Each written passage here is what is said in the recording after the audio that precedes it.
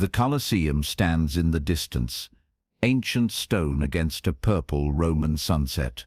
It's September 1972. The air smells like espresso and cigarette smoke.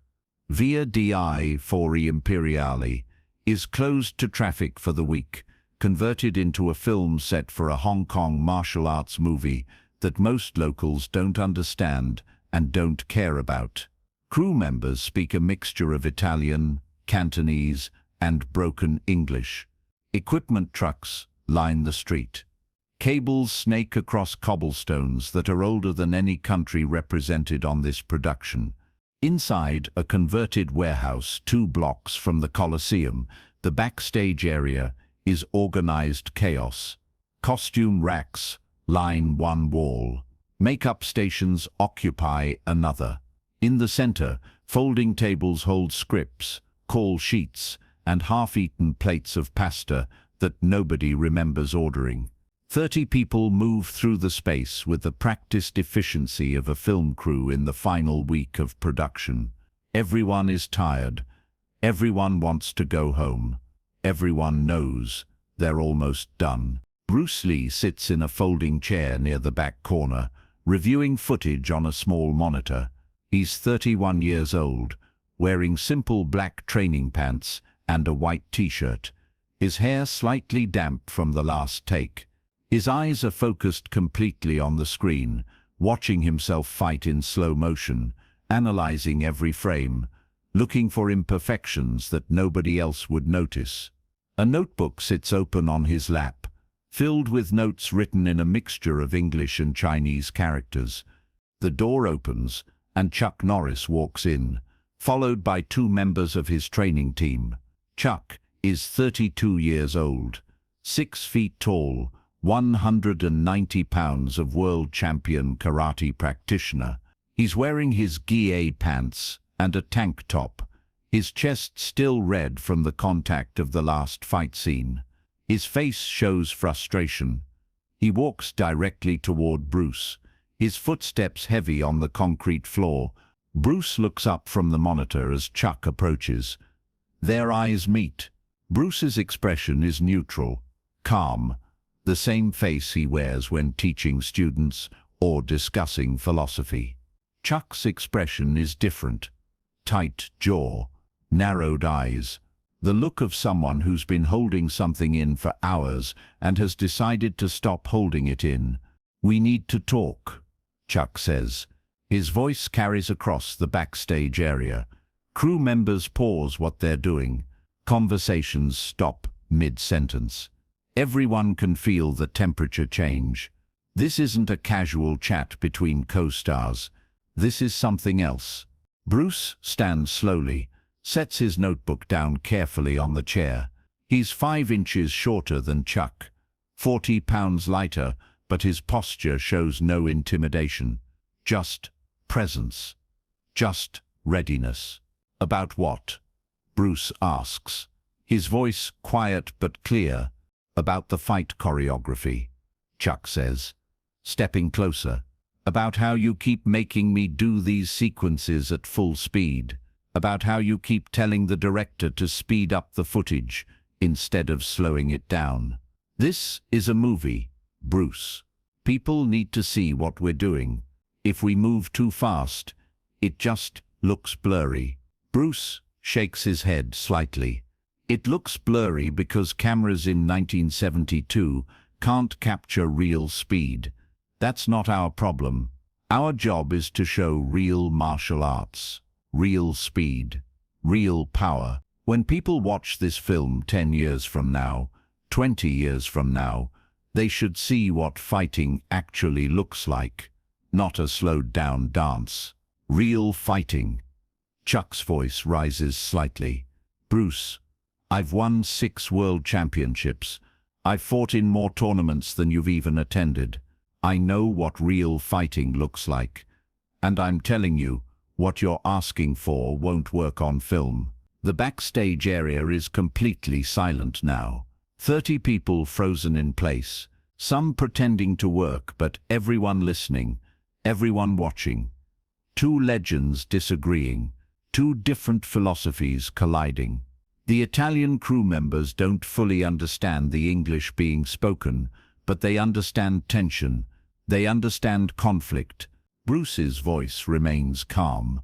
Tournament fighting is sport fighting. Rules, referees, protective equipment, weight classes, time limits. That's not real fighting. Real fighting is what happens when someone is actually trying to hurt you, and there are no rules to protect you. Chuck steps closer, now only 2 feet from Bruce. His size advantage is obvious. His shoulders are broader. His arms are thicker. His frame is larger in every measurable way. You think tournaments aren't real? You think world championships don't mean anything? I've fought the best fighters in the world. I've beaten them all. What have you done? Made movies, taught classes. Bruce doesn't step back, doesn't flinch. His eyes remain locked on Chuck's eyes. I don't need to prove what I've done. The people who trained with me know. The people who've tested me know.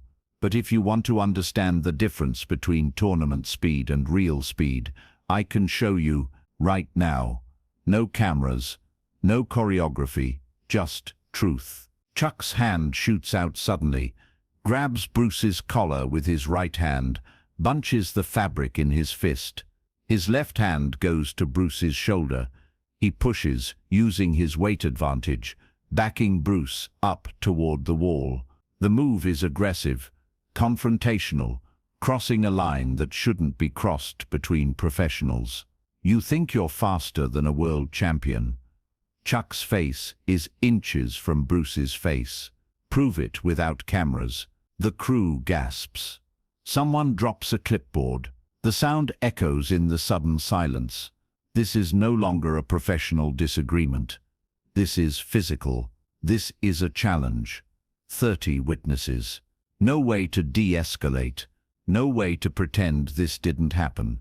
Bruce's voice comes out quiet, almost gentle. His body hasn't tensed. His face hasn't changed. He looks almost relaxed, despite being pushed against the wall with a world champion's hand on his collar.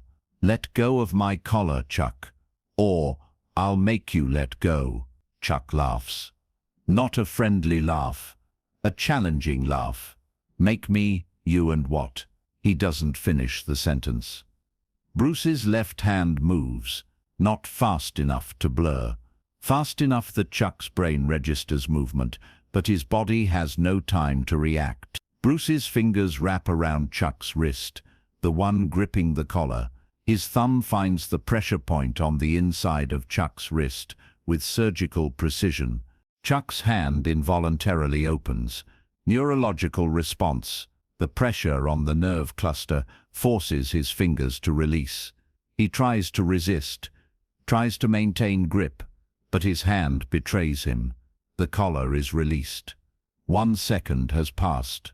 Bruce's right hand moves simultaneously, snaking under Chuck's left arm, the one on his shoulder. A quick rotation, a leverage point. Classical Wing Chun trapping. Chuck's arm is suddenly bent at an angle that human arms aren't designed to bend. Not painful yet, but 1 more inch, and something will hyperextend. Another half second has passed. Bruce steps forward as Chuck's balance breaks. The larger man's weight, which was his advantage, becomes his liability. Forward momentum plus leverage equals loss of control. Chuck's feet shuffle backward involuntarily, trying to find stable ground that isn't there anymore. 0.4 seconds remaining. Bruce releases both of Chuck's arms simultaneously, steps to the side, and executes a leg sweep so fast that most of the crew doesn't see the actual motion. They see Chuck standing. Then they see Chuck falling. The transition is nearly instantaneous. Chuck lands on his back on the concrete floor. Not a hard fall. Bruce controlled the descent with hands that released at precisely the right moment to guide rather than smash. But Chuck is down. Chuck is looking up at the ceiling. Chuck's world has just been reorganized in 1.9 seconds. Bruce stands over him, extending his hand to help him up. His face shows no triumph, no arrogance, no anger, just the same calm expression he wore before Chuck grabbed his collar. Speed isn't about how fast you can throw a punch in a tournament. It's about how fast you can recognize an attack, process the solution, and execute the response. That's real speed. Chuck lies on the floor for 3 full seconds, staring at the ceiling, his brain replaying what just happened, trying to understand how a man 40 pounds lighter just put him on the ground in less time than it takes to blink twice. Finally, he reaches up, takes Bruce's hand, lets himself be pulled to his feet. Chuck stands, dusts off his guy pants, rotates his shoulder experimentally. Nothing damaged, nothing injured, just his pride, which is bleeding more than he expected. He looks at Bruce for a long moment. Then unexpectedly, he starts laughing. Real laughter this time, not challenging or aggressive. Genuine amusement at himself. "Okay," Chuck says, still laughing, shaking his head. "Okay, I get it now. I thought I understood speed because I'm fast in tournaments. But that," he gestures at Bruce, "that was different. I didn't even see your hand move until my grip was already gone. How do you do that?" Bruce's expression softens slightly. Not quite a smile, but close. "I don't think about individual techniques. I think about the whole system. Your grab wasn't separate from your balance, wasn't separate from your forward momentum. Everything is connected. When you grabbed my collar, you committed your structure. I just helped your structure go where it was already going." Chuck nods, slowly, processing this. "In tournaments, we reset after every exchange. Referee stops us. We go back to starting position. We begin again. There's no flow, no momentum. No," he searches for the word, "no connection between movements." "Exactly," Bruce says. "Real fighting is continuous flow. One movement leads to the next. Energy transfers, redirects, amplifies. You can't train that in 3-point sparring with rules and stop-start timing. You have to train it in constant motion. That's why I want full speed in the film, because I want people to see what continuous flow looks like." The backstage area is still silent. 30 people have just witnessed something they don't have words for.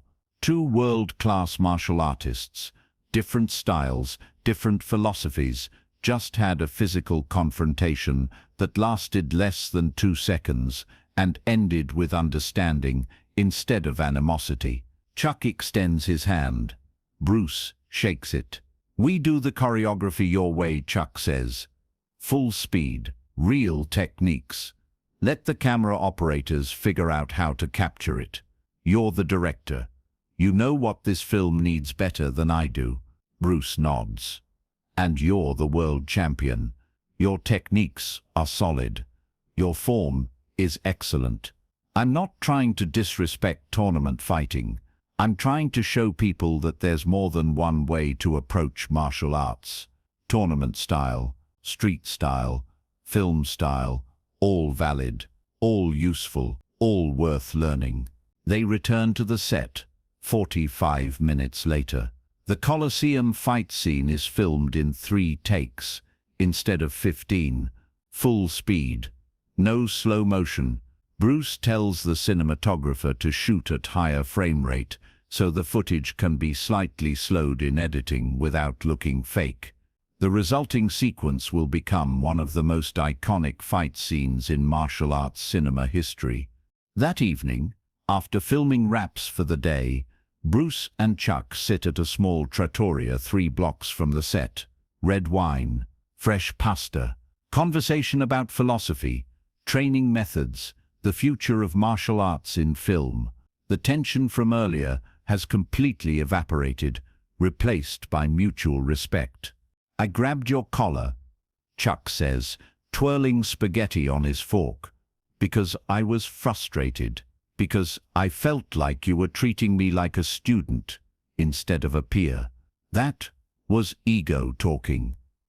I'm sorry. Bruce waves his hand dismissively. You tested me. That's fair. I talk about real fighting being different from tournament fighting. You wanted proof. I don't blame you for that.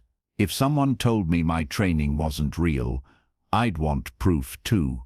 The thing is, Chuck continues, I've been training since I was 18, 14 years of karate, 6 world championships. I thought that meant I understood fighting completely. But what you did today, I've never experienced anything like that. The speed was one thing, but the control, you could have hurt me, broken my wrist, smashed me into the ground. But you didn't. You just proved your point and helped me up. That's, he pauses, searching for words. That's mastery. Bruce looks out the window at the Roman street, watching Vespers buzz past like mechanical insects. Mastery isn't about hurting people. It's about understanding systems so deeply that you can control outcomes without unnecessary damage. I didn't need to hurt you to prove the point. Putting you on the ground was enough. Teach me, Chuck says suddenly. Bruce turns back to look at him. I'm serious. I want to learn what you know. Not to replace my karate, but to add to it. To understand that flow you were talking about. That connection between movements. I've won 6 world championships doing things one way. I want to know what happens if I combine that with your way. Bruce considers this. We have 1 more week of filming. Every morning, 6 a.m., meet me at the set before crew call. I'll show you the principles. Not techniques, principles. How to feel energy, how to redirect force, how to move without telegraphing. The deal, Chuck says. They clink wine glasses. The sound rings clear in the evening air. Neither of them knows it yet, but this moment is the beginning of a friendship that will last the rest of Bruce's life. They will train together regularly. Chuck will visit Bruce in Hong Kong. Bruce will visit Chuck in Los Angeles. They will push each other, challenge each other, make each other better. For the next 7 mornings, before the sun rises over Rome, before the crew arrives, before the cameras roll, Bruce and Chuck train together on the empty set. Bruce teaches Wing Chun trapping, sensitivity drills, flow concepts. Chuck teaches tournament-proven techniques, timing strategies, distance management. They combine systems, test combinations, discover what works when you merge traditional Chinese martial arts with competitive karate. The Italian crew, arriving early one morning, stops to watch. 2 legends training together with no ego, no competition, just pure exploration of movement and technique. Someone films 30 seconds on a Super 8 camera. The footage still exists somewhere in a private collection, grainy and silent, showing Bruce and Chuck moving together like they're having a conversation in a language nobody else speaks.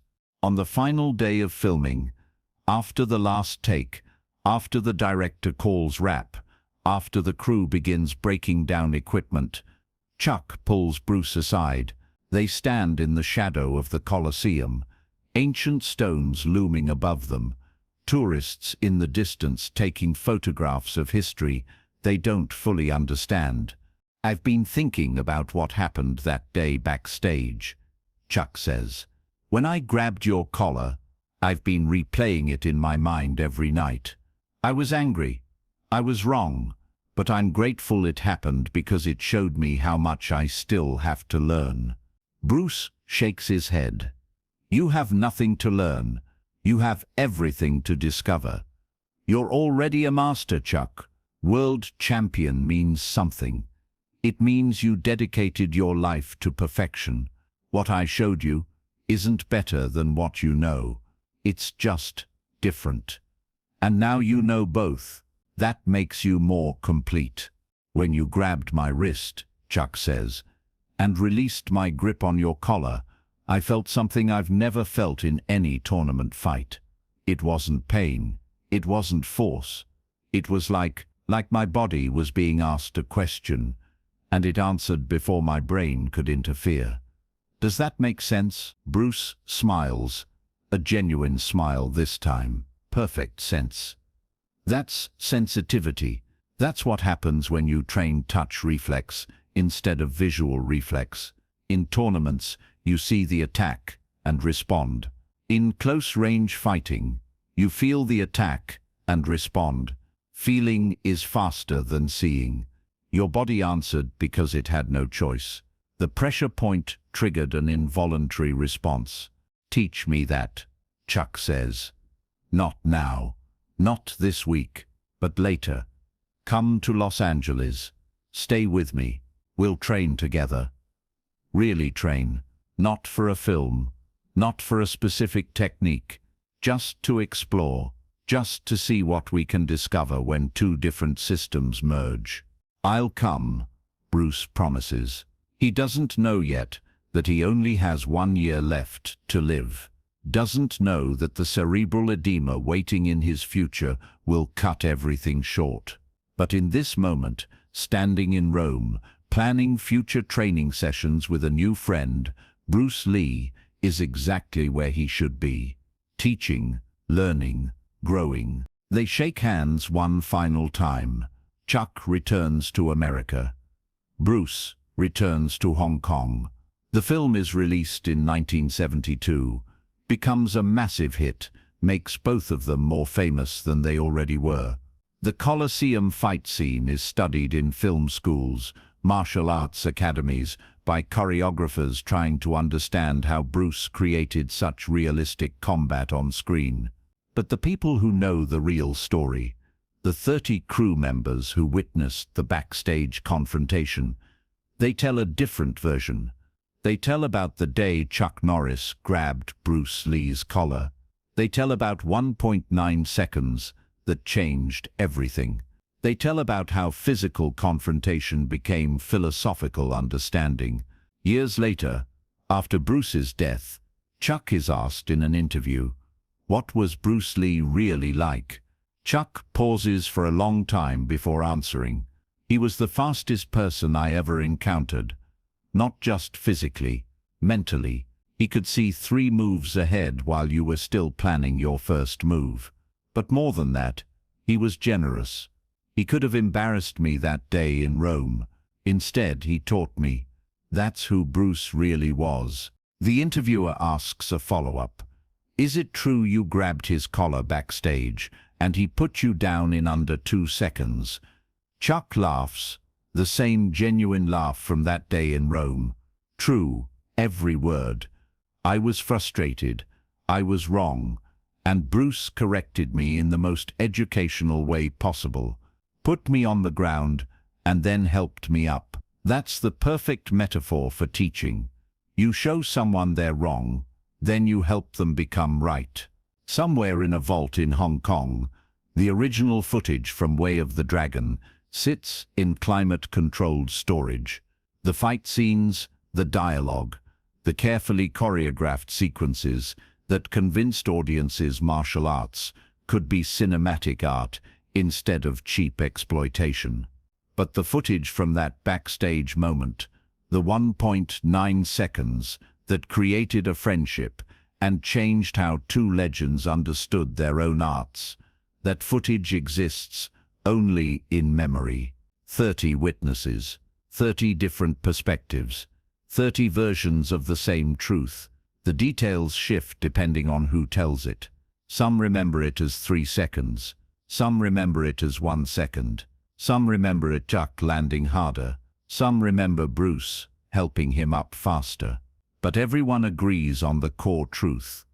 2 masters collided, ego dissolved, and respect emerged. The lesson isn't about who was faster or stronger or more skilled.